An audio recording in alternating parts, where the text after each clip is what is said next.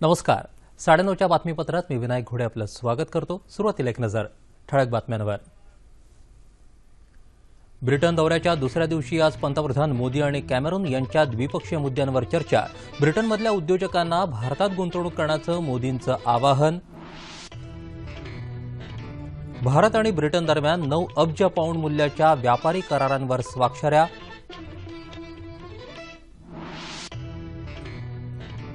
दूरवर जाऊन टेहळणी करणारं आधुनिक बोईंग विमान संरक्षण मंत्र्यांच्या हस्ते राष्ट्राला अर्पण. राज्यातल्या स्मार्ट सिटी योजनेत सहभागी होण्याचं मुख्यमंत्र्यांचं ब्रिटनमधल्या उद्योजकांना आवाहन. चीन खुल्या बॅडमिंटन स्पर्धेत सायना नेहवालची उपांत्य फेरीत धडक.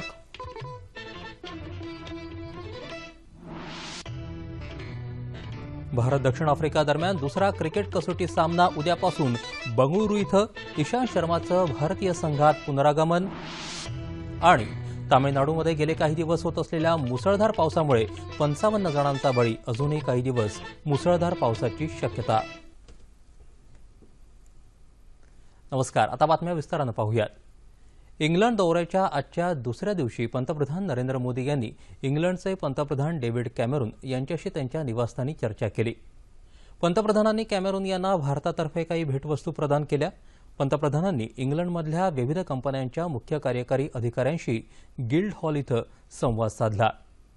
भारत सरकारनं 15 क्षेत्रांमधल्या थेट परकीय गुंतवणुकीची मर्यादा वाढवली असून ब्रिटिश उद्योजकांना भारतात गुंतवणूक करण्याची मोठी संधी उपलब्ध झाली आहे.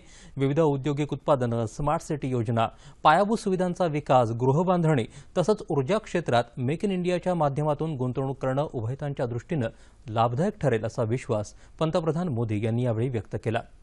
भारतातली रेल्वे स्थानकं सार्वजनिक खासगी भागीदारीतून विकसित करण्याची सरकारची योजना असल्याचंही त्यांनी यावेळी सांगितलं.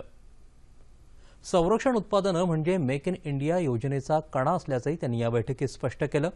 राणी एलिझाबेथ द्वितीय यांनी बकिंगहॅम पॅलेस इथं आयोजित केलेल्या मेजवानीला पंतप्रधान उपस्थित होते. पंतप्रधान मोदी वेम्बली स्टेडियम इथं काही वेळातच भारतीय समुदायासमोर भाषण करणार आहेत. इंग्लंडमध्ये सुमारे 10 लाखांहून अधिक भारतीय वंशाचे लोक वास्तव्याला आहेत. त्यानंतर ते ब्रिटिश संसदपटूंची भेट घेतील. रात्री लंडनमधल्या भारतीय उच्चायुक्तानं आयोजित केलेल्या स्वागत समारंभाला पंतप्रधान उपस्थित राहणार आहेत. दरम्यान आज भारत आणि ब्रिटनमध्ये 9 अब्ज पाऊंड मूल्याच्या व्यापारी करारांवर स्वाक्षऱ्या करण्यात आल्या.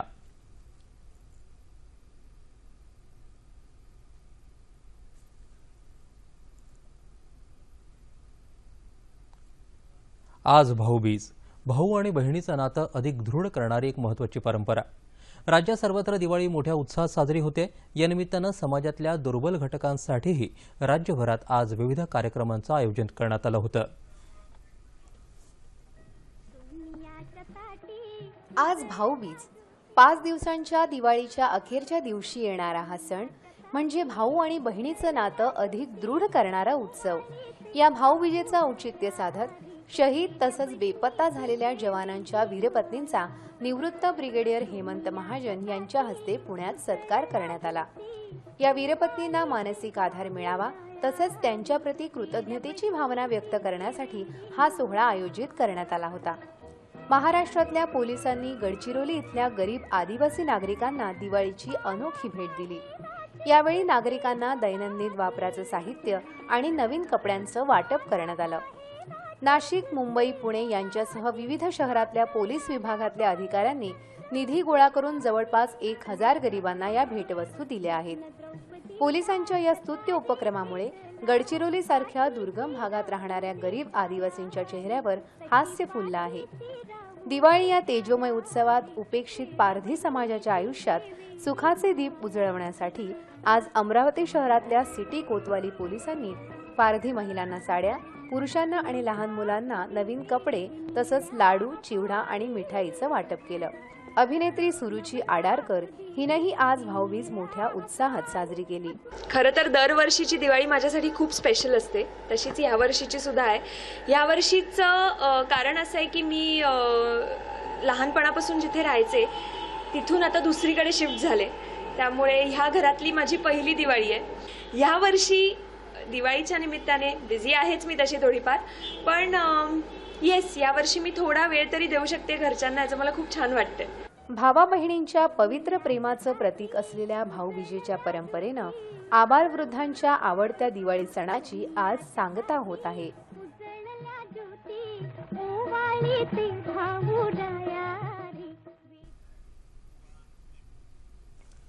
आज यमद्वितीया म्हणजेच भाऊबीज. बहीण भावाच्या अतूट नात्याचा सण. ज्येष्ठ पंचांगकर्ते दाकरू सुमण यांनी या दिवसाच्या महत्त्वाबद्दल दूरदर्शनशी बोलताना विस्तृत माहिती दिली. ऐकूयात. दिवाळीच्या दिवसातील आजचा उत्सवाचा शेवटचा दिवस.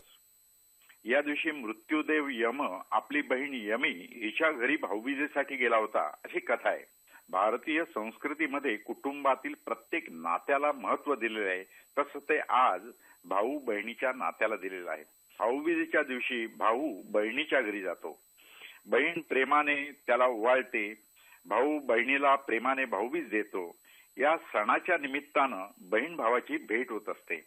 भारतीय संस्कृतीमध्ये भावा बहिणीच्या नात्याला विशेष महत्त्व आहे आणि आज त्याचं प्रत्यंतर येतं. हा भारतीय संस्कृतीमधील एक महत्त्वाचा सण मानला जातो. भाऊबीजेचा यमद्वितीयेचा आजचा दिवस हा भावा बहिणीच्या नात्याचा गुंफणारा आणि सुख समृद्धीनं भरणारा असा हा दिवस आहे. एकमेकाला सोबत करणारा आणि एकमेकाला साथ देणारा. अर्थात समाजामध्ये ज्या भगिनी असतात त्यांना सुद्धा आपण संरक्षण द्यायला पाहिजे, त्यांच्याकडे सुद्धा लक्ष द्यायला पाहिजे आणि म्हणूनच सामाजिक महिलांसाठी कार्य करणाऱ्या ज्या संस्था आहेत त्यांना सुद्धा आज प्रत्येक भावानं होईल तेवढी मदत करायला पाहिजे. हेच आजच्या दिवसाचं सांस्कृतिक सामाजिक वैशिष्ट्य आहे असं म्हणता येईल.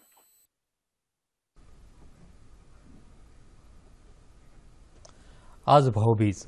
कुटुंब संस्थेतील महत्त्वपूर्ण घटक असलेल्या भाऊ आणि बहीण यांचं भावनिक नातं अधिक घट्ट करणारा सण.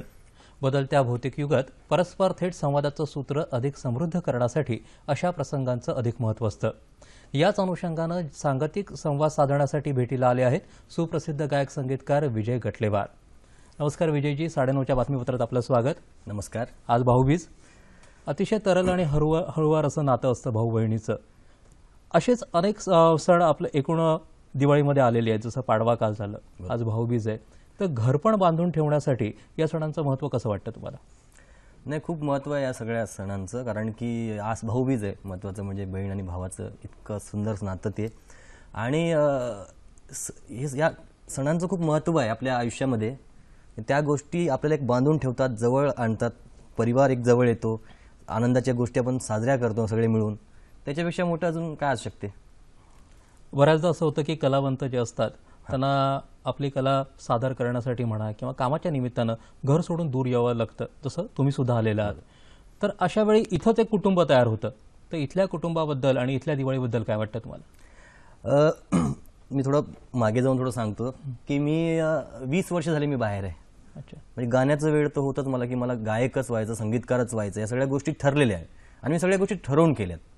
म्हणजे मी मला वाटते 97 मध्ये अकोल्याला गाणं शिकायला होतो माझ्या गुरूंकडे.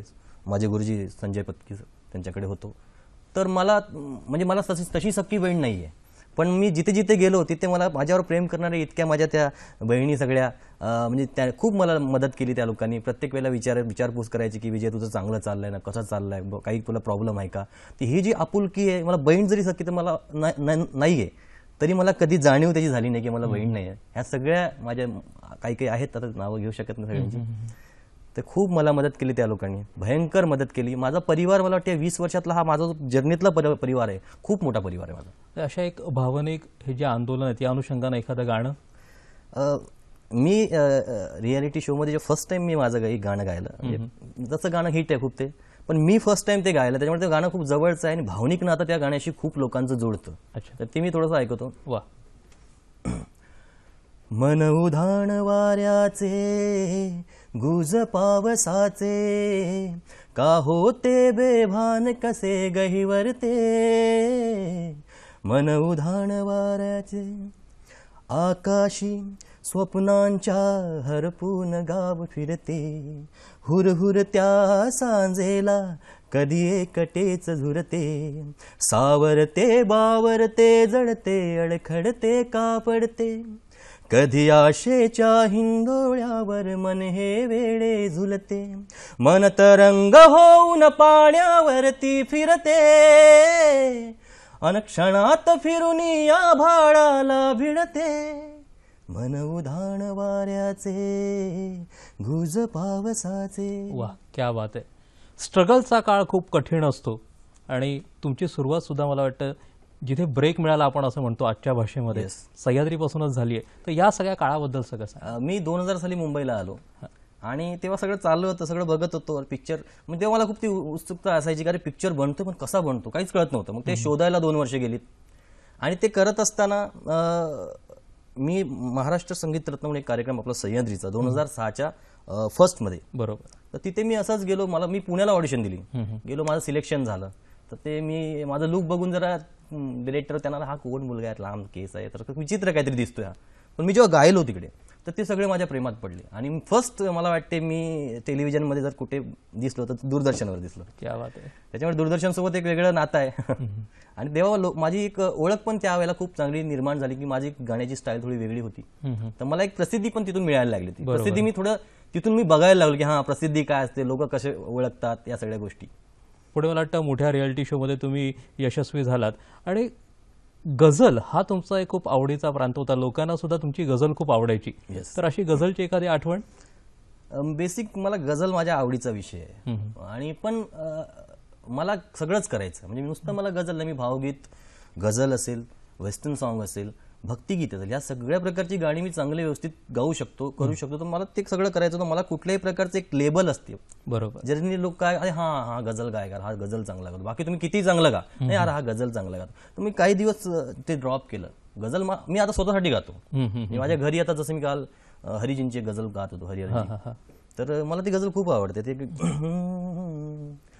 दायम पडा हुआ हूं, दायम पड़ा हुआ हूं, तेरे दर पर नहीं हूं मैं, दायम पड़ा हुआ हूं, तेरे दर पर नहीं हूं मैं, खाके सी जिंदगी के पत्थर नहीं हूं मैं. याचा एक शेर खूप आहे की हद चाहिए सजा में उकुबत के वास्ते, हद चाहिए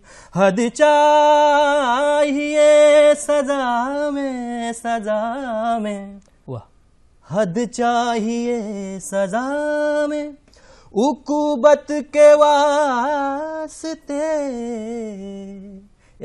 अशी गझल होती. खूप सुंदर गझल आहे ती. आता इथं आल्यानंतर आता बऱ्यापैकी स्थिर स्थावर झाल्यासारखं आजची स्थिती आहे. तुम्हाला बालपणीची दिवाळी आठवते तुमची? हा, चांगला प्रश्न आहे. ऍक्च्युअल आमची परिस्थिती तशी काही खूप चांगली नव्हती लहानपणी की बाबा आपण दिवाळी मस्त म्हणजे कपड्यांचा प्रॉब्लेम की शिंपीच जात, पण शिंपी असल्यामुळे कपडे तर म्हणजे नवीन असायचेच, पण अशी दिवाळीची जी मजा असते ती नाही. आणि माझं काय झालं, मी लहानपणापासून म्हणजे 4थीत असतानापासून गाणं एके गाणं, दुसरं काहीच नाही. त्याच्यामुळे त्याच्यातच मी जास्त होतो. त्याच्यामुळे बाकी सणांचं तसं काही नाही. पण दिवाळी असं कळायचं की हा दिवाळी आहे, आता सगळी मजा आहे, पण ती मजा नाही घेता आली कधी लाईफमध्ये. आयुष्यामध्ये त्या गोष्टी काही राहिल्या, पण त्याची खंत नाही वाटत मला कधीच. कारण मी जे ठरवलं मी ते करत आलोय. मी ठरवलं होतं 4थीत असतानाच की मला गायक व्हायचंय, जे काय असेल संगीतकार व्हायचंय, आणि मला मुंबईला जायचंय. मला वाटते मी चंद्रपूरचा आहे मूळ. मला इथे येऊन 15 वर्ष झालीत आणि एवढ्या म्हणजे आपला देश स्वतंत्र झाला असेल, आपण सगळं बघायला लागलो हे, तर माझ्या गावून माझ्यानंतर मला कोणच नाही आलं गायक. कारण काय होते की जेव्हा तुम्हाला ऑप्शन नसतात ना तेव्हा सगळ्या गोष्टी घडतात, आणि जेव्हा ऑप्शन असतात तेव्हा माणूस काहीच करत नाही. म्हणून आजच्या या तरुण पिढीला मला सांगायचं की तुम्ही प्रत्येक माणसाला काय वाटते, मला एक नोकरी असावी मस्तपैकी, महिन्याचा पगार मिळावा आणि सेफ लाईफ. अशा पद्धतीने माणूस घडत नाही ना. ध्येयाच्या मागे झोकून द्यावं लागतं पूर्णपणे. मग काही होऊन दे, मग उद्या आयुष्य बर्बाद होऊ दे, खराब होऊ दे, जे होईल ते होईल, तेव्हाच जाऊन माणसाचं नाव होते. बरोबर. तुम्ही आता तरुण पिढीला सांगायचं म्हणून जो उल्लेख केलात, असंच तुम्ही खूप कष्ट करून गुरुकुलामध्ये शिकलात आज अशी सध्याची एक ट्रेंड अशा प्रकारचं आहे की क्रॅश कोर्स करायचे, छोटे छोटे कोर्स करायचे आणि गाणं शिकायचं. तुम्ही तब्बल 4 वर्ष गुरुकुलामध्ये काढलीत, तर तिथली दिवाळी कशी होती आणि तिथलं सगळं शिकणं कसं होतं? नाही म्हणजे माझ्या गुरूंकडे जायचं म्हणजे कसं, मी माझा मित्र चंद्रपूरचा अनंत धुमरकेत म्हणून, तो पण उत्तम क्लासिकल सिंगर. तर अनंताभाऊला म्हटलं की अनंताभाऊ मला ना बेसिक शिकायचं आहे, म्हणजे वरवरचं नाही शिकायचं, म्हणजे आपल्याला जर टिकायचं आहे तर शिकणं महत्त्वाचं आहे. तर मग तो मला की अरे माझा मित्र आहे आणि अप्रतिम क्लासिकल सिंगर आहे. आम्ही मग अकोल्याला गेलो, त्यांनी माझी तिथे त्यांच्याकडे मी शिकायला लागलो. मला गुरूंनी खूप प्रेम केलं. मी त्यांच्याकडे जितके काही वर्ष होतो तर त्यांनी मला भर भरून दिलं आणि मला ते सांगायचे की विजय, तुझा क्लास संपला आहे ना, तू इथे बसून राहा, तू बाकीच्या लोकांची पण गाणी ऐक, मी गातो ते ऐक तू. कारण जितकं ऐकून गाणं येतं ना तितकं घोटून नाही येत, तुम्हाला ऐकणं खूप गरजेचं आहे. तेव्हा ऐकलं की ते आपसूक यायला लागतं हळूहळू. आणि ती खूप माझ्या गुरूंनी खूप माझ्यावर प्रेम केलं. मी जयपूरला होतो 1-2 वर्ष, उस्ताद अहमद हुसेन मोहम्मद, त्यांच्याकडे होतो मी. त्यांच्याकडे गझलचं शिक्षण मी घेतलं. माझ्या संजय पत्की सर आहेत, बाकी माझे चंद्रपूरचे जे गुरु आहेत सुरेखाताई दुधलकर आहेत, बरेच लोक आहेत, त्यांच्याकडे मी खूप शिकलो. एक गुरुदक्षिणा या स्वरूपामध्ये तुम्ही गुरूंची आठवण म्हणून कुठलं गाणं पेश करा? माझ्या गुरुजींचं एक अभंग आहे भक्ती, ते खूप छान आहे, म्हणजे तो खूप रिअर आहे. तो थोडा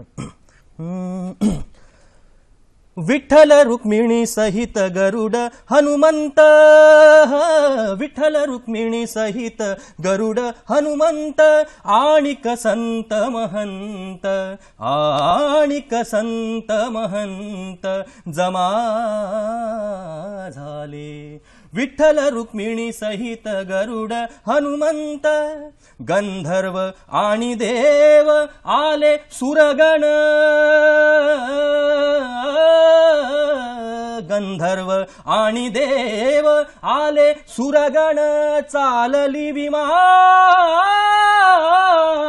अलंकापुरी, विठ्ठल रुक्मिणी सहित गरुड हनुमंत. वाह वाह, बहुत खूप. ते माझ्या गुरुजींचं त्यांनी गायलेलं आहे, ते मला आजही आठवते. एकदम म्हणजे त्याची सम पण इतकी सुंदर आहे, ते हनुमंतर त्याची सम आहे, खूप सुंदर गाणं. आजचा जर काळ पाहायला गेला तर एक सामाजिक भान यायला लागले लोकांमध्ये. म्हणजे फटाक्यांचा तो कर्कश आवाज ऐकण्यापेक्षा दिवाळी पहाटमध्ये जाऊन अतिशय सुश्राव्य गाणं लोकांना ऐकायला आवडतं. तुम्हाला हा जो बदल वाटतो तो कसा वाटतो तुम्हाला? नाही, चांगलं आहे. म्हणजे आता आपल्या इकडे तर म्हणजे हा प्रकार, हे सगळं आता एकदम म्हणजे सवय झाली आहे लोकांना की दिवाळी म्हणजे दिवाळी पाठ, सांज पाडवा, हे सगळे कार्यक्रम म्हणजे मुंबई किंवा पुणे आपल्या इकडे सवय आहे. पण अजून आपण डीप मध्ये गेलो ना तिकडे, की समजा माझं गाव असेल, तिकडे अजून गडचिरोली असेल, तिकडे तो प्रकार अजून असा एस्टॅब्लिश नाही परत तो पोहोचायला पाहिजे. म्हणजे मोजकं चाललंय, म्हणजे कोणतरी करतंय. आणि त्या माध्यमातून ना मला असं वाटतं की जी आपली गावं असतात, मी माझं गाव आहे चंद्रपूर आहे, अजून कोणाचं गाव असेल, ते तिथले जे प्रॉपर मुलं आहेत गातात, त्यांना एक चांगलं व्यासपीठ तिथून त्यांनी करून द्यायला पाहिजे. बरोबर, त्यांना प्रोत्साहन द्यायला पाहिजे. तुम्हाला दिवाळीची खास आठवण म्हणून काय सांगता येईल? दिवाळी यावर्षीची दिवाळी माझ्यासाठी खूपच, म्हणजे मी बोलू शब्दात पण नाही सांगू शकत, कारण इतकं काही घडलं आहे याच्यामध्ये. एक तर मी धक चित्रपटाचे डायरेक्टर, ज्यांना 3 नॅशनल अवॉर्ड आहे, शिवाजी लोटन पाटील, त्यांचे मी 2 मूवीचं म्युझिक केलं. आणि माझा रिसेंट आता एक बायगोबाई नावाचा चित्रपट येतोय, प्रदीप पाटील, नरेश ठाकूर यांनी सुंदर चित्रपट निर्मिती केलाय, विजय पगारे अप्रतिम त्यांनी दिग्दर्शन केलंय. आणि ते एक गोष्ट झाली. अजून महत्वाची मोठी गोष्ट म्हणजे मी आता एक प्रिय नावाचा चित्रपट केला, त्याचं शूटिंग सुरू आहे आणि ते फेस्टिवल किंवा अवॉर्डच्या लेवलचं मूवी आहे, एकदम वेगळ्या जॉनरचं मूवी आहे. त्या पिक्चरसाठी आशाताईंनी, म्हणजे आशा भोसले ताईंनी 2 गाणी माझी गायली, मी कंपोज केलेली, आणि 1 गाणं मी त्यांच्यासोबत डुएट गायलोय. तर ते डुएट गाताना ते मला विचारलं की अरे विजय, हे गाणं कोण गाणार आहे? तर मी पण भीत असं की ताई, म्हटलं मी बहुतेक गाईल, तूच गायचं, दुसऱ्या कोणी गायचं नाही. म्हणजे इतकं त्यांनी मला खूप कौतुक केलं माझं. हरिहरन सरांनी पण गायलं वाटतं. हा, हरिहरन सरांनी एक गझल गायली त्यांनी, आणि जावेद अली गायलाय. क्या बात आहे. सगळे म्हणजे हे असं सगळं घडून आलंय. आणि आशाताईंनी तर इतका मोठा आशीर्वाद दिला मला की ते, आणि खूप प्रेमात पडले. आणि कंपोजिशन विजय खूप सुंदर केलंस तू, आणि एवढ्या मोठ्या व्यक्तीने आपल्याला आशीर्वाद द्यावा, याच्यापेक्षा मोठी दिवाळी काय असणार. जाता जाता एक शेवटचं गाणं थोडक्यात. मी बायगोबाई पिक्चर होतोय माझा, तर 15ला माझं गाणं पण टीव्हीला येत आहे, चांगलं चाललंय सगळं. तर त्याच्यात एक गाणं, सुंदर गाणं आहे, सुबोध पवार म्हणून त्यांनी लिहिलंय. मन असं गाभुळलं, येड पिस पागुळलं, दिसरात भास तुझा सपनात रान फुल हो फुल पाखरू तुझ भिर भिर भरारल फुल पाखरू तुझ भिर भिर भरारल तू हासताच मोर पिस काळ जात सरारल वाह. सर सर सरारल याचा मुकडा क्या बात आहे. हो नजरच्या चाबकाचे झेलू कसे किती वार पोत राजा वाणी माझ्या अंगामध्ये तुझं वार भगताची झाड फुक धवा धुवा सार फिक आजाराने बेजारलो काळ जात धाक धुक जादू मंतरान तुझ्या पुरत मला धारल तू हासताच मोर पिस काळ जात सरारल वाह सर वाह सर क्या बात आहे. सरारल विजयजी, तुम्ही आज इथे आलात आणि आम्हाला इतकी सांगीतिक मेजवानी दिलीत याबद्दल खूप आभार. Thank you thank you. छत्तीसगडमधल्या बिजापूर जिल्ह्यातल्या मिरतूर जवळच्या जंगलात आज सकाळी पोलिसांबरोबर झालेल्या चकमकीत 4 नक्षलवादी ठार झाले. त्यापैकी एक कमांडर असल्याची माहिती पोलिसांनी दिली आहे. नक्षलवाद्यांच्या हालचालीची खबर मिळाल्यानंतर राज्याच्या जिल्हा राखीव गटाच्या पोलिसांनी मिरतूर जंगलात शोध मोहीम सुरू केली. पोलिसांनी जंगलात प्रवेश केल्यानंतर लपलेल्या नक्षलवाद्यांनी पोलिसांच्या दिशेनं गोळीबार सुरू केला. पोलिसांनीही त्याला चोख प्रत्युत्तर दिलं. अखेर 1 तासभर चाललेल्या या चकमकीत 4 नक्षलवादी ठार झाले. बाकीचे नक्षलवादी मात्र काळोखाचा फायदा घेऊन पसार झाले अशी माहिती बस्तर परिक्षेत्राच्या पोलीस महानिरीक्षकांनी दिली आहे.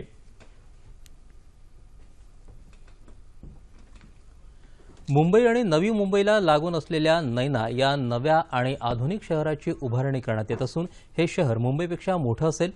या शहरासाठी पायाभूत सुविधांची आखणी करताना भूसंपादनाबाबत कोणताही अडथळा येणार नाही अशी ग्वाही मुख्यमंत्री देवेंद्र फडणवीस यांनी आज इंग्लंडमधल्या उद्योजकांना दिली. लंडन इथं ब्रिटिश उद्योजकांच्या प्रबोधन लीडर्स कॉन्क्लेव्ह या परिषदेत त्यांनी ही ग्वाही दिली. भारत आणि ब्रिटनमधल्या अनेक प्रमुख उद्योगांचे मुख्य अधिकारी या परिषदेला उपस्थित होते. स्मार्ट सिटी योजनेत शहरी विकास, खासगी भागीदारी, नवीन तंत्रज्ञान, महापौरांचे अधिकार या मुद्द्यांवरही फडणवीस यांनी आपली भूमिका स्पष्ट केली.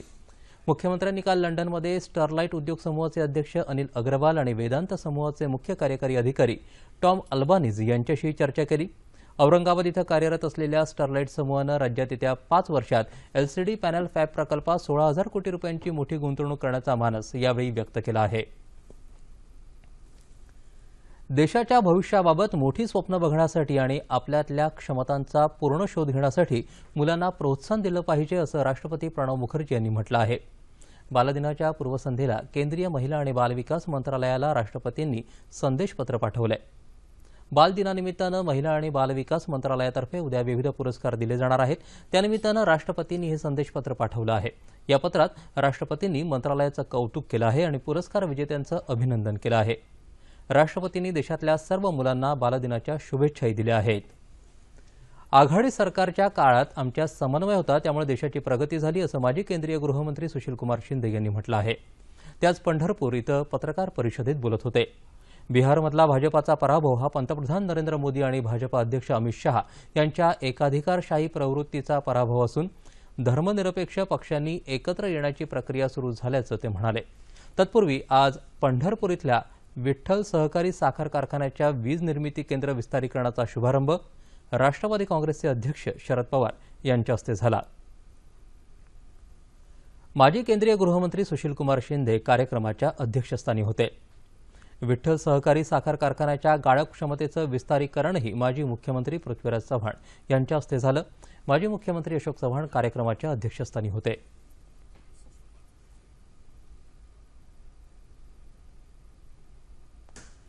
माजी मुख्यमंत्री आणि सहकार महर्षी दिवंगत वसंतदादा पाटील यांच्या जयंतीनिमित्त आज मुंबईतल्या विधानभवन परिसरातल्या त्यांच्या पुतळ्याला विधानसभा सदस्य अॅडव्होकेट आशिष शेलार तसंच माजी सदस्य मधू चव्हाण यांनी पुष्पहार अर्पण करून अभिवादन केलं. विधानमंडळ सचिवालयाचे सचिव UK चव्हाण तसंच इतर अधिकारी आणि कर्मचाऱ्यांनीही वसंतदादा पाटील यांना आदरांजली वाहिली.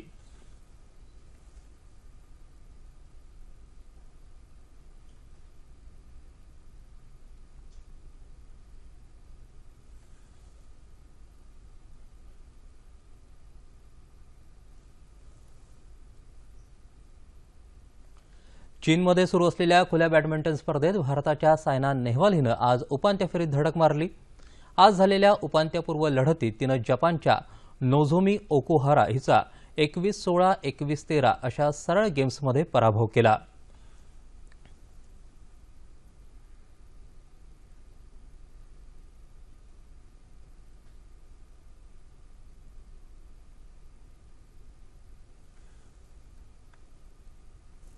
भारत आणि दक्षिण आफ्रिका दरम्यान दुसरा क्रिकेट कसोटी सामना उद्यापासून बंगळुरू इथं होणार आहे.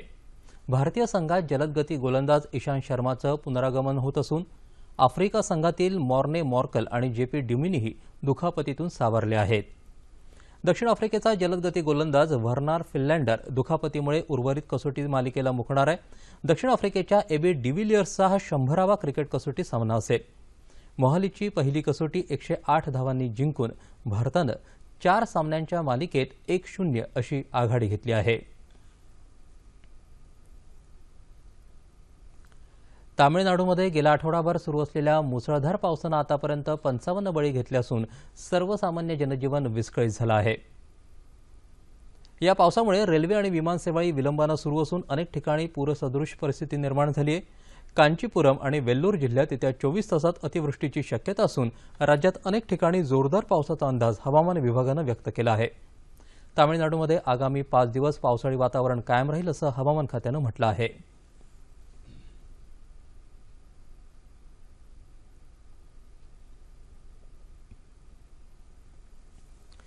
आता जाणून घेऊयात हवामानाची स्थिती. येत्या 48 तासात संपूर्ण राज्यात हवामान कोरडं राहील असा अंदाज हवामान विभागानं वर्तवला आहे. आता तापमान अंश सेल्सिअसमध्ये मुंबई कमाल 37 तर किमान 21 अंश सेल्सिअस, नागपूर 33-18, पुणे 33-14, औरंगाबाद 33-17, नाशिक 32-14, कोल्हापूर 32-20, रत्नागिरी 35-21, सोलापूर 35-19 आणि अमरावती कमाल 32 तर किमान 18 अंश सेल्सिअस. हवामान आणि तापमान जाणून घेतल्यानंतर आता पाहूया ठळक बातम्या पुन्हा एकदा. ब्रिटन दौऱ्याच्या दुसऱ्या दिवशी आज पंतप्रधान मोदी आणि कॅमेरून यांच्या द्विपक्षीय मुद्द्यांवर चर्चा. ब्रिटनमधल्या उद्योजकांना भारतात गुंतवणूक करण्याचं मोदींचं आवाहन. भारत आणि ब्रिटन दरम्यान 9 अब्ज पाऊंड मूल्याच्या व्यापारी करारांवर स्वाक्षऱ्या.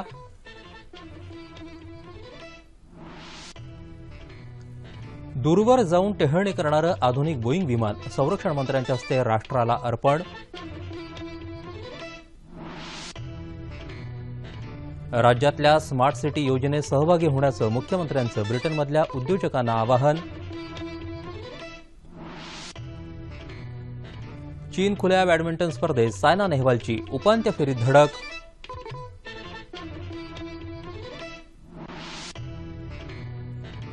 भारत दक्षिण आफ्रिका दरम्यान दुसरा क्रिकेट कसोटी सामना उद्यापासून बंगळुरू इथं इशांत शर्माचं भारतीय संघात पुनरागमन.